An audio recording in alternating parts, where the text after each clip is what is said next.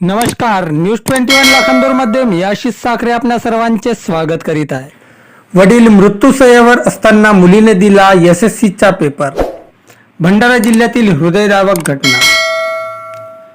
भंडारा जिल्ह्यातील मिरेगाव येथे 12 मार्च 2026 रोजी अचानक प्रकृती खालावल्याने डॉक्टरकडे नेत असताना मिरेगाव येथील हंसराज मारुती मेश्राम वय 50 वर्षे यांच्या वाटेतच मृत्यू झाला।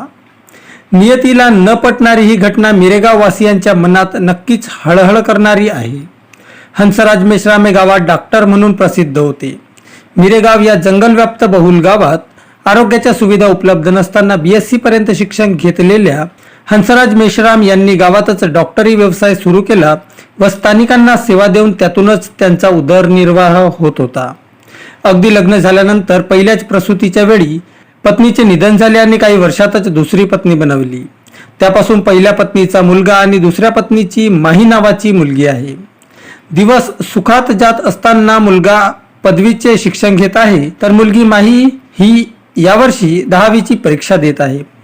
अचानक रात्री वडिलांची तब्येत बिघडल्यामुळे माही स्वतः वडील हंसराज यांना रात्रीच्या 11:30 वाजता सानगडी येथे दवाखान्यात वडिलांसोबत गेली।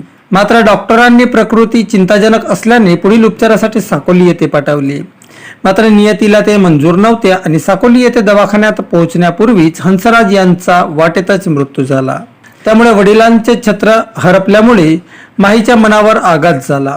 एकीकडे वडिलांचा मृत्यू आणि दुसरीकडे जीवनाची महत्त्वाची शिक्षणाची पहिली पायरी म्हणजे SSC बोर्डाची परीक्षा। वडिलांच्या मृत्यूमुळे सर्व काही संपले होते, त्यामुळे माहीने पेपर न देण्याचा निर्णय घेतला।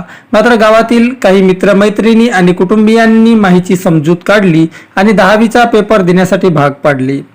एकीकडे वडील मृत्यूशय्येवर असताना रात्रभर जागणे रडणे, ज्यामुळे माहीचा अभ्यास झाला नसताना अशाही परिस्थितीत तिच्या मैत्रिणीने तिला धीर देत सानगडी या परीक्षा केंद्रावर नेऊन सोडले। 10वीच्या विज्ञान विषयाचा पेपर असल्यामुळे माहीला तिची मैत्रीण प्रिन्सी आणि चिव या दोघ्या बहिणीने हिम्मत करून तिला परीक्षा केंद्रावर सोडून पेपर संपेपर्यंत थांबल्या। त्यानंतर पेपर संपताच तिच्या मैत्रिणीने तिला सुखरूप घरी पोहोचवले आणि त्यानंतर तिच्या वडिलांचा अंत्यसंस्कार करण्यात आला।